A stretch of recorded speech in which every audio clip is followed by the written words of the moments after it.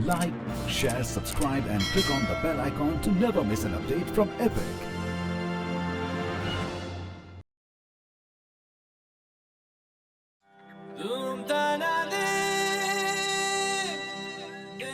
खजाने अनगिनत और अनमोल ये भारत के कोने कोने में छिपे हुए हैं।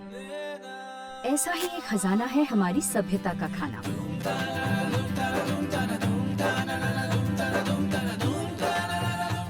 जो सदियों से लोगों को जोड़ता आया है और रंजिशों को मिटाते आया है। लेकिन खजानों की तरह ऐसे कई खानों की रेसिपीज है जो कहीं खो सी गई है।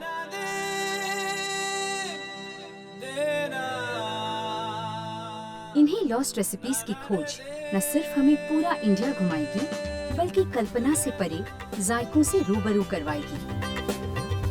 इन रेसिपीज को सिर्फ किताबों, कहानियों और यादों में नहीं, बल्कि हर किचन में होना चाहिए।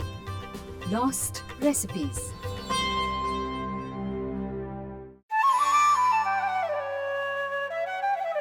जगन्नाथ मंदिर, ये 850 साल पुराना स्थल केवल हिंदू धर्म का एक मुख्य धाम ही नहीं, पूरी की पहचान भी है। इस दिव्य मंदिर में हर रोज लाखों तीर्थयात्री अपनी मनोकामना की पूर्ति की इच्छा लेकर आते हैं और अपने साथ लेकर जाते हैं एक छोटी भेंट, यहाँ का महाभोग। क्यों है जगन्नाथ मंदिर का महाभोग इतना खास? क्या इस महाभोग में हमें मिलेगी कोई कल की खाने की परछाई या फिर कोई लॉस्ट रेसिपी? ये जानने और हमारे सवालों का जवाब ढूंढने हम आए हैं इस मंदिर के भट्ट विश्वनाथ समंतराल के पास।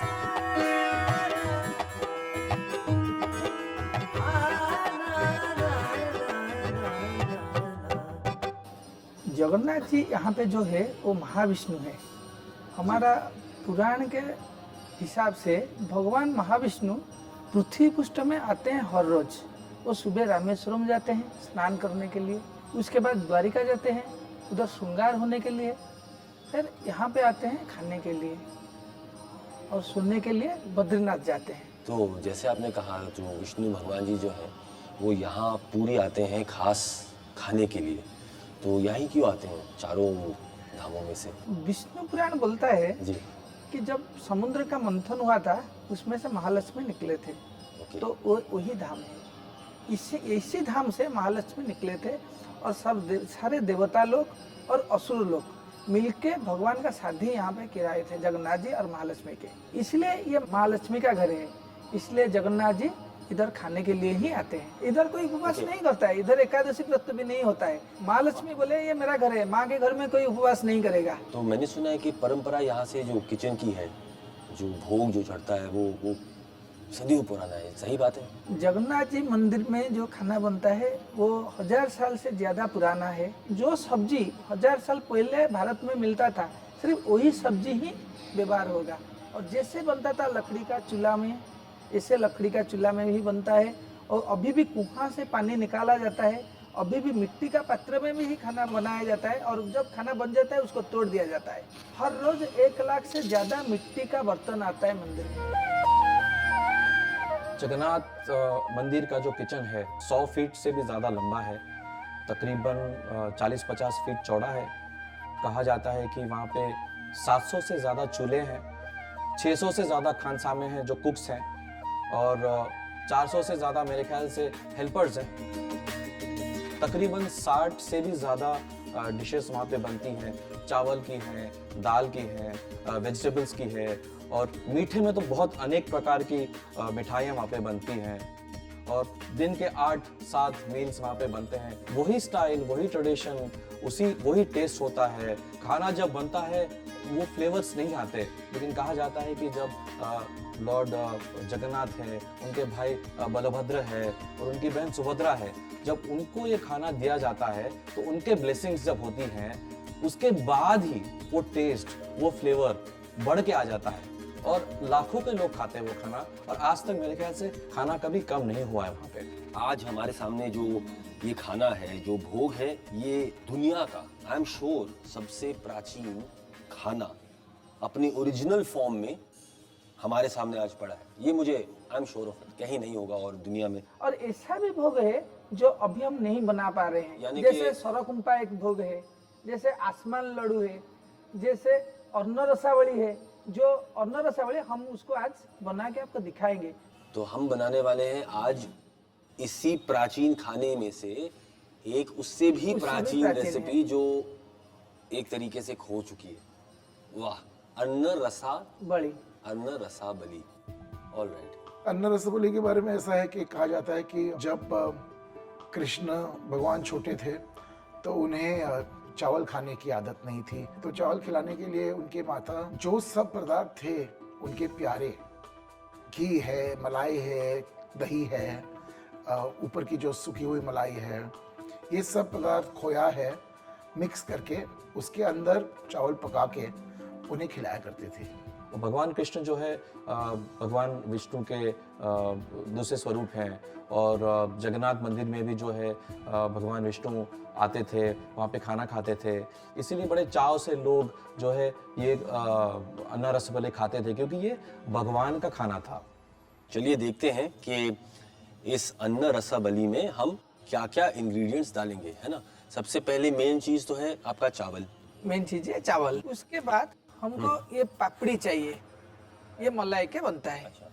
मलाई के ऊपर वाला जो मलाई का ऊपर जो आता है, ऊपर वाला हिस्सा है तो निकाल के उसको निकाल के उसको फ्राई करते हैं, हाँ, तलते हैं। ये नहीं मिले- मेन इंग्रेडिएंट है। ये मेन इंग्रेडिएंट्स है। वाह यार, ऐसे इंग्रेडिएंट मुझे पता नहीं था होते भी हैं।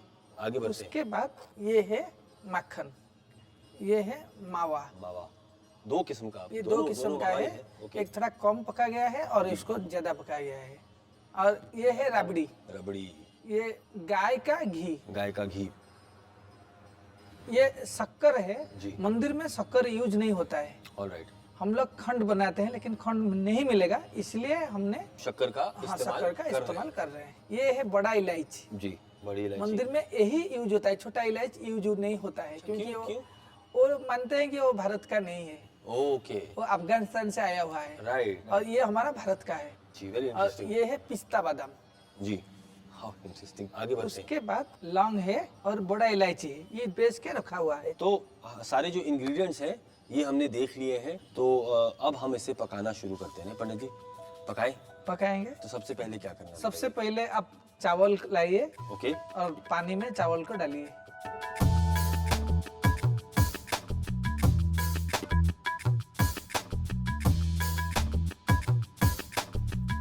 कितनी देर तक पकेगा ये और 10 मिनट तक उसको ढांक के रख देने से जी, ये पक हो जाएगा, जाएगा, ये पक जाएगा। ठीक है।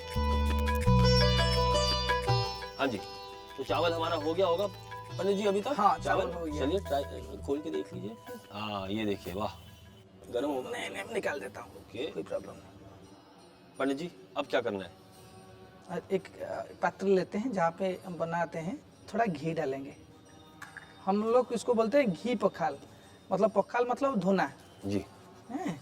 इसमें से क्या होगा, इसमें जितना डस्ट है वो सब ये सब अब अंदर रह जाएगा। बिल्कुल, बिल्कुल। और उसके बाद हम पहला ये पापड़ी लेंगे। ओके,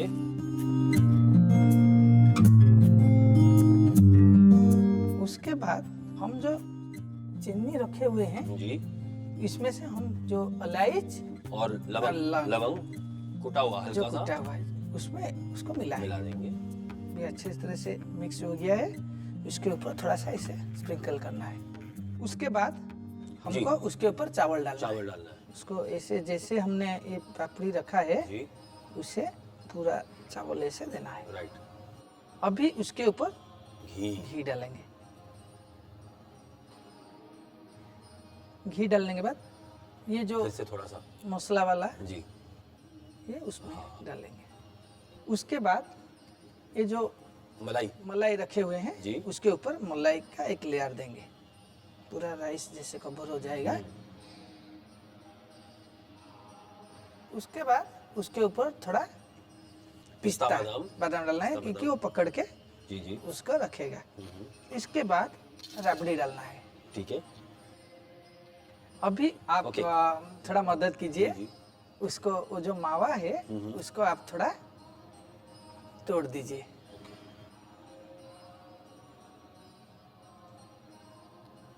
ये हो गया है। अभी इस मावा को डालेंगे। ओके। ये वाला हो गया है, इसको पकड़िए। हाँ, ये मावा उसके ऊपर दे दिया है और उसके बाद और थोड़ा फिर शुगर देना है। और ये एक लेयर हो गया है, दूसरा लेयर बना रहे हैं। कितने पंडित जी कितने लेयर बनते हैं? हम लोग का जो मंदिर में बनता है जी वो 12 लेयर का होता है, लेकिन हम यहाँ पे 5 लेयर का बनाएंगे। 5 लेयर। तो अन्ना रसाबली बनाने में काफ़ी डिफ़िकल्ट है और काफ़ी कुछ उसमें तरीके हैं जो फॉलो करने पड़ते हैं। छोटे मात्रा में अगर बनाओ तो ये चलो ठीक है, लेकिन लाखों लोगों के लिए ये इकोनॉमिक्स सेंस नहीं बनता, थोड़ी महंगी चीज़ बन जाती है और इतनी बड़ी मात्रा में बनाना भी काफ़ी मुश्किल है। तो इस हिसाब से ये बनना बंद हो चुकी है अभी। तो मेरे ख्याल से ये लॉस्ट रेसिपी ऑफ उड़ीसा है। अभी हम उसको गार्निशिंग ही कर रहे हैं। ओके। उस जमाने में भी हमारा गार्निशिंग था, जिसको हम मुत्तुमल बोलते हैं। जैसे भगवान के पास जो जाता है वो सजा हुए के जाता है, क्योंकि देखने से खाने के लिए इच्छा होगा। बिल्कुल।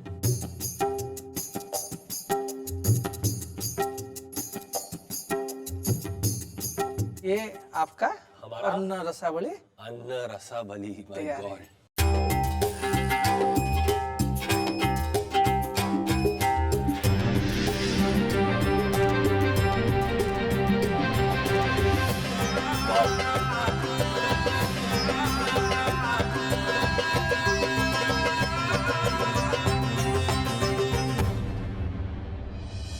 उसको चख के बताइए।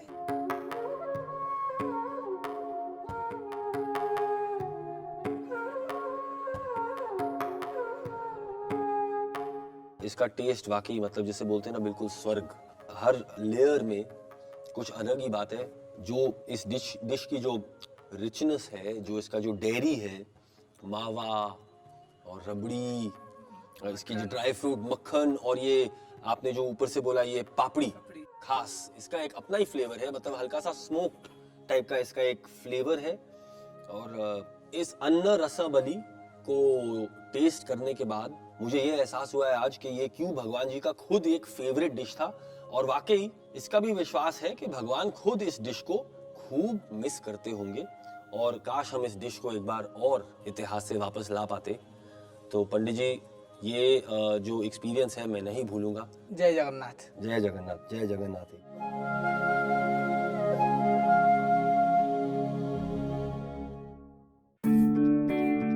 जगन्नाथ मंदिर का इतिहास हो या फिर उड़ीसा का खान पान, यहाँ की लगभग हर चीज समुंदर से जुड़ी है। और इस समुंदर के तट पर बसा है पुरी का महोदधि पैलेस। यहाँ आदित्य की मुलाकात होगी उषा रानी त्रिपाठी से, जिन्होंने उड़िया खाने पर बहुत अनुसंधान किया है और किताबें भी लिखी है।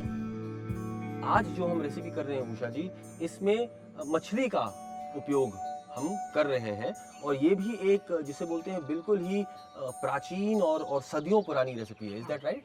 तो कौन सी रेसिपी हम बनाने वाले हैं मैम? बात ये है कि हमारे उड़ीसा में लोग ज़्यादातर नॉन वेजिटेरियन है एंड वो लोग हैं फिश ईटर्स। दे लव फिश।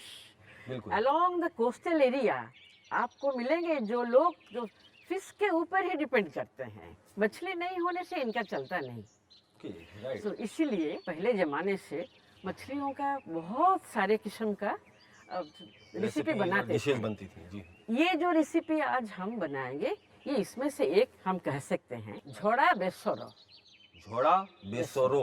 हाँ, बेसोरो। बेसोरो क्या मतलब है? बेसोरो मीन्स मस्टर्ड सीड्स का पेस्ट। ओके। तो शुरू करने से पहले ये देख लेते हैं कि इसमें कौन सी इंग्रेडिएंट्स लगने वाले हैं। सबसे पहले तो आई थिंक मछली है ना। ये है हमारी मछली।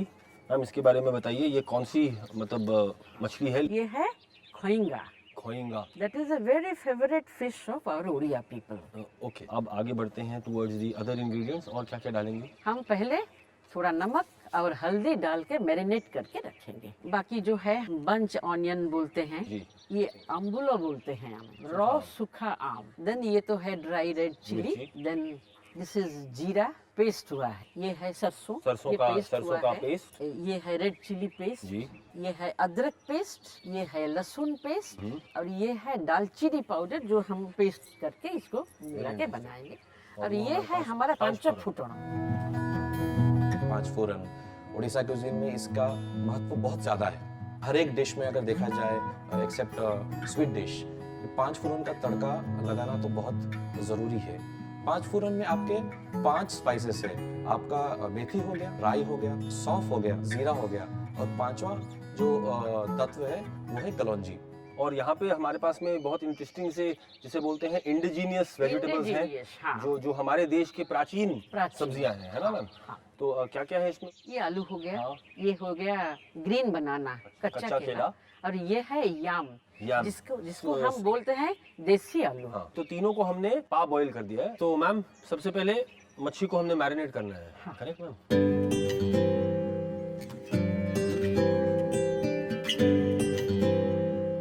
थोड़ा सा नमक डाल रहे हैं, हाँ। थोड़ी सी हल्दी डाल रहे हैं और फिर आप बस दैट्स इट। हाँ, और कुछ नहीं डालना है इसमें। बहुत ही सिंपल मैरिनेशन, बहुत ही बेसिक और ये इसको बोलते हैं basic। ट्रेडिशनल हाँ, मैरिनेट। हाँ, या। तो अब क्या करना है मैम? इसको थोड़ी देर तो के we लिए will छोड़ keep देना it है। for some time, 15-20। तो हम इसको जब तक कि ये मैरिनेट हो रही है मछली, हाँ। हम अपनी आग जला लेते हैं क्योंकि फिर उसके बाद हम रोस्ट इट। ठीक है। ठीक है जी।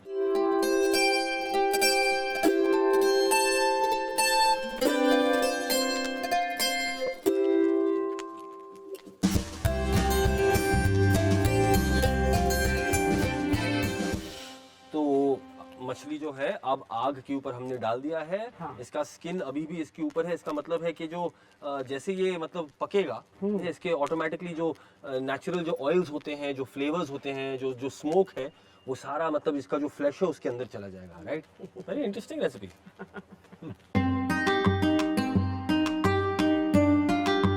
तो उषा जी, बेहद खूबसूरत अगर मैं कह सकता हूँ हमारी मछली लग रही है ना? किसे बोलते हैं, अच्छी तरह से रोस्ट हो चुका है। हम इसको निकाल लें? हाँ। निकाल दें।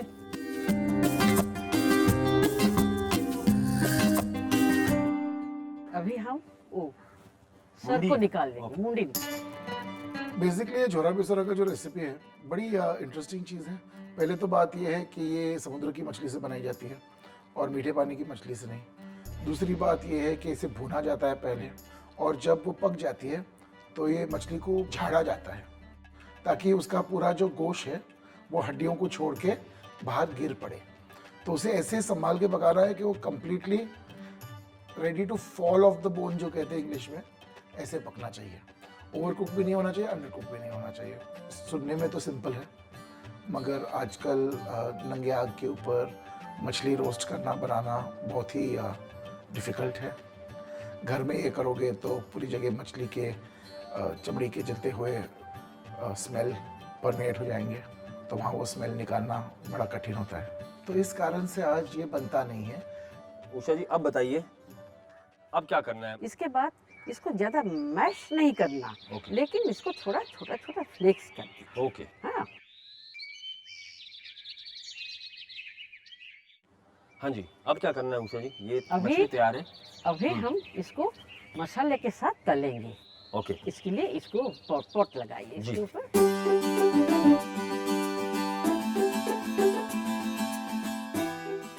आप ऑयल डालिए इसमें। Alright. We have to put this पंचफोटन और सूखी लाल हाँ, मिर्च। सूखा मिर्च। अब हम इसमें ये अदरक का पेस्ट, राइट? हाँ, अदरक का। ओके, थोड़ा लहसुन का पेस्ट। तो ये हमारा लाल मिर्च का paste. Then a little bit of हल्दी, because ये जो डिश है ना, ये थोड़ा व्हाइटिश दिखने से ही अच्छा है, जी, इसलिए थोड़ा डाल सा। दीजिए। लवली।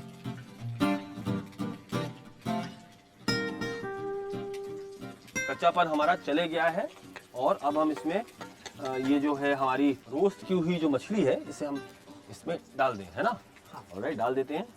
वाकई काफ़ी अनोखी और अद्भुत रेसिपी है। शायद इस प्रकार की मछली बनते हुए मैंने तो नहीं देखा है पहले। मैं तो इतने स्टेट्स घूम चुकी हूँ, ऐसी रेसिपी नहीं लेकिन मिली। कहीं इसी तरह का रेसिपी देखे नहीं। जी जी बिल्कुल। अभी थोड़ा सा नमक।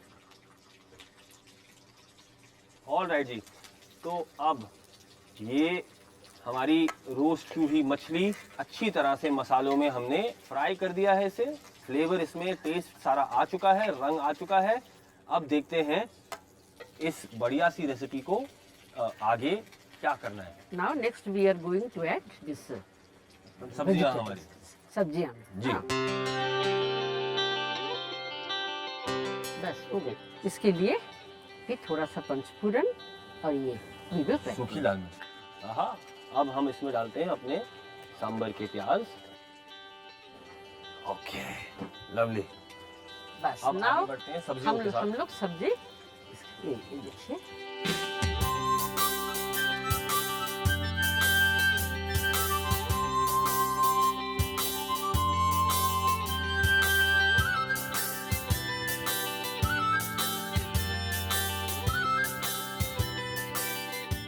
अभी थोड़ा सा सॉल्ट डालेंगे, बस दैट्स ऑल। ओके,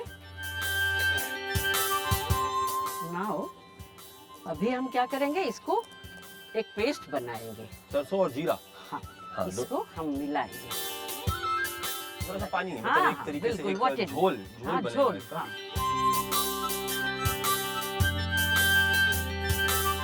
वाह, look at that color। आहा, Now mix it। वाह।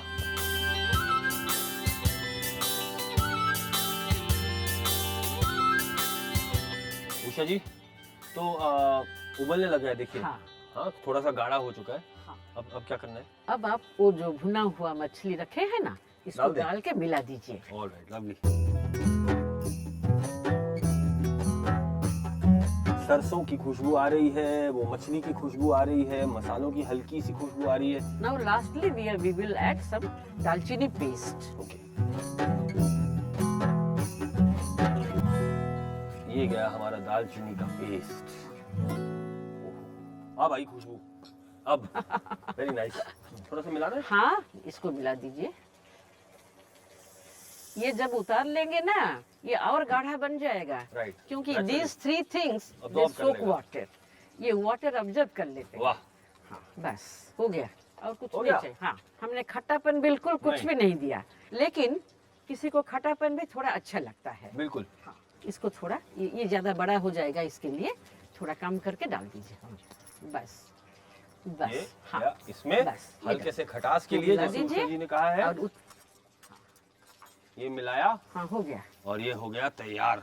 हम लोग ऐसे उतारने से पहले थोड़ा कच्चा सरसों का तेल जैसे भरते में डालते हैं, बिल्कुल, ऐसे भी डाल बिल्कुल। दीजिए। बस हो गया। तो हमारी ये बेहद शानदार खोई हुई रेसिपी बिल्कुल तैयार है। हम इसे उतारेंगे, हल्का सा ठंडा होने देंगे और फिर हम इसे चखेंगे।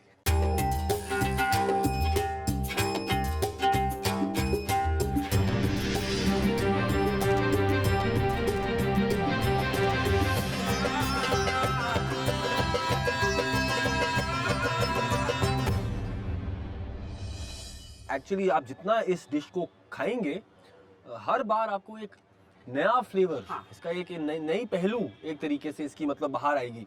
पहली बार खाया तो हल्का सा वो दालचीनी का फ्लेवर आया, दूसरी बार खाया हल्की सी वो चिली जो हीट थी, मिर्ची का पेस्ट, उसका फ्लेवर आया, और बीच बीच में जो मछली है जिसको हमने रोस्ट किया है उसका वो एक हल्का सा, जिसे बोलते हैं ना, स्मोकी टाइप का एक फ्लेवर। फ्लेवर और इसका टेक्सचर बिल्कुल परफेक्ट है मेरे हिसाब से, चावल के साथ इट्स लाइक बिल्कुल जोड़ी इज एब्सोल्युटली परफेक्ट।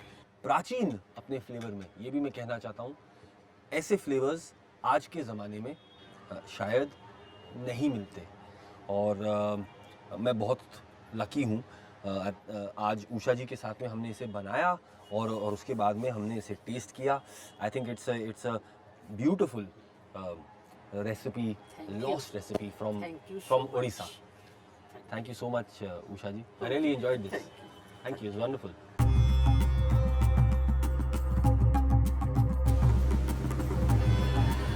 इतिहास ने उड़ीसा को कई खजाने तो दिए ही हैं, पर ये प्रांत खुद में भी शोर शराबे से दूर छिपा हुआ एक खजाना ही है, जहां आकर एक पूर्ति का एहसास होता है। उड़ीसा के प्राकृतिक साधनों में जो हम कल की परछाई ढूंढ रहे थे, वो तो हमें मिली ही, पर साथ ही साथ हमें मिला कल्पना से थोड़ा ज्यादा। यहाँ से जाते वक्त हम यही उम्मीद रख सकते हैं कि जिस प्रकार जगन्नाथ टेम्पल पूरे देश और दुनिया में प्रचलित है, यहाँ की लॉस्ट रेसिपीज भी अब हर घर, हर रसोई में फिर से अपना नाम बना ले।